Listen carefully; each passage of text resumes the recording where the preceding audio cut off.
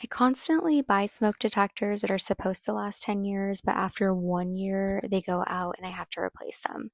I decided to invest in this Kidde smoke detector, which does cost a bit more than the cheaper ones I've purchased in the past, but so far I'm really liking it. I've had it almost a year and I haven't had any issues with it whatsoever. It's sold in a single pack up to a six pack and it has a 10-year battery life. It sounds an 85 decibel alarm when smoke is detected. It reduces false alarms caused by cooking smoke. It's tested to meet the latest UL and FCC standards. And it has three LED lights to indicate that it is running normally, it has an error, or there is smoke detected.